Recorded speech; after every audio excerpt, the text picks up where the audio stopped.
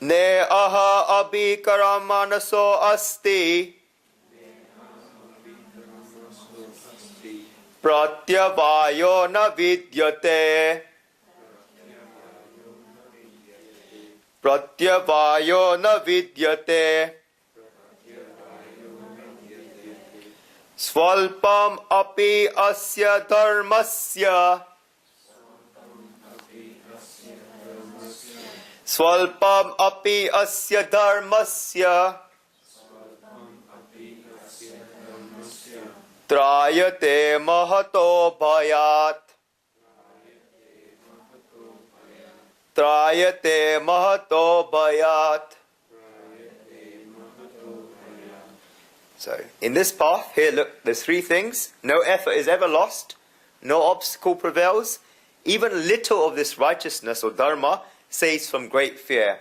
So in this verse, Shri Krishna is praising Karma Yoga. Whenever one begins any good actions, then no efforts are lost and no obstacles arise. And even if obstacles come, they do not last. The biggest fear of all, he says it saves from great fear, the biggest fear of all is death. And Shri Krishna says here that even a little of this righteousness saves from great fear. So therefore, when one begins righteousness deeds or dharma, then most importantly, one doesn't fear death. First of all, science began by saying that matter can't be destroyed, it can't be created, it can just be transformed from one form to another.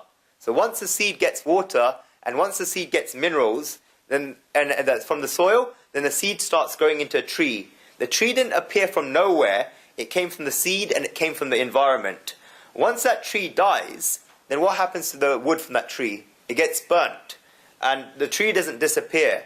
That wood is still there. The oxygen and carbon dioxide from the fire get burnt from the tree into the air. So it always goes from one form to another non-stop. After that, science went one step further and said that energy cannot be created or destroyed. It can only be transformed. So the energy and power inside something, Shakti, it never goes away. It only gets transformed into something else.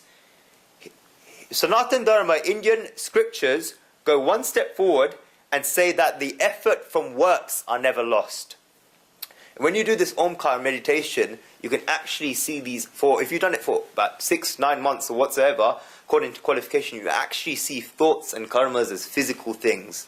That each of these things, they're never lost. These things never get lost. In particular, works without bondage. So good deeds are not even works in a sense. Scriptures say that they're more so a bargain. You can't really call them karmas. So true karmas are those that are without bondage, and once they begin, no effort is ever lost. It has a snowball effect. At the beginning, there's one person, then there's 100, then everyone does it. So once someone begins any action, then these three questions come up. Will my effort ever be lost? Will any obstacle prevail? And what are the consequences that work will bring?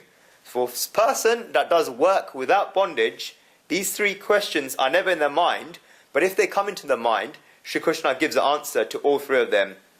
Even a little of this righteousness saves from great fear, and this is Gnan, this is knowledge.